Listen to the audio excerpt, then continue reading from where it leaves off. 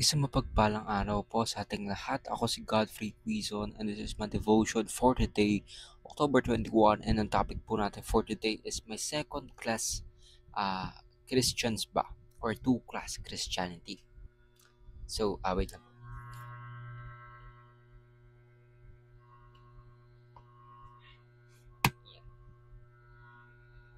Yun, so sorry. Sorry po kasi inayos ko lang yung camera natin. So, meron po ba talagang two-class Christianity? So, pag-usapan po natin sa ating devotion for today. So, concept po nating two-class Christianity daw, or two-class Christianity, clergy, and laity, is the mistaken belief that God values certain types of Christians or vocations more highly than others. True biblical Christianity teaches that all believers share the same status in Christ, though they may have different roles or callings. Ating scripture for today is Psalms chapter 24 verse 1. Sabi ko po, "The earth is the Lord's and everything in it, the world and all who live in it." So, sa mapagpalang araw po sa ating lahat, no? Sa Diyos po lahat ng ating papurihan. So, when we say the two-class Christianity, meaning po is yung mga pastor, mga pare, mga tumutugtog sa simbahan, mga ushers, and many more na pwesto sa simbahan or role sa simbahan.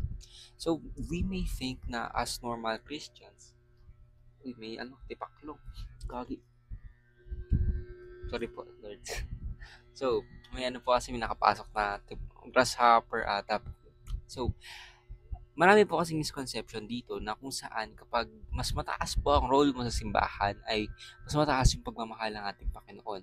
Pero let's not forget na our Lord is just and yung love ng ating Panginoon is equally distributed among us Christians. So we must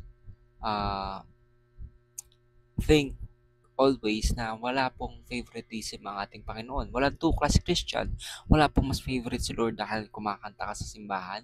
Hindi ka favorite ni Lord dahil ikaw ay nag-preach. Hindi ka favorite ni Lord dahil ikaw ay mas maraming disciple. Kumbaga, hindi po iyon nakabase sa ating good works or hindi po nakabase sa ating roles. Yes, may mga roles po tayong ginagampanan bawat isa as Christians. Pero hindi po iyon basihan ng pagmamahal sa atin ng ating Panginoon. Ang ating Panginoon ay mahal na mahal tayo simula pa lang. Kaya nga po niya binigay ang kanyang buhay para po sa ating mga tao. Na kahit sobrang makasalanan natin, ay pinili po ng ating Panginoon na isakripisyo ang kanyang buhay para lang po iligtas tayong lahat. So, teachings natin for today is all Christians are God's priest, all vocation are God's calling, and all of life for God's glory.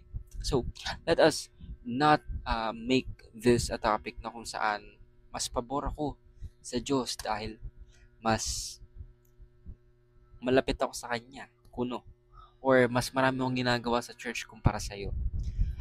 Let us make this not a tama ba? Tama yung English ko po. So, sorry po. So, hindi po natin dapat ito gawin na or isipin pa. Lalo na po kung ang usapan na yung ating Panginoon na kung saan mahal niya po tayo equally at namatay po siya. Hindi lang po para sa kasalanan ng mga yon, ng mga Christians na naglilingkod sa ating Panginoon o mga Christians na may posisyon sa simbahan, kundi lahat po tayong mga tao na gusto maniwala at nananampalataya sa ating Panginoong Hesukristo. So, ayun lang po. Kasi Godfrey Quizon and this is my devotion for today, October 21. Sana po ay marami kang natutunan. Ayun lang po and God bless.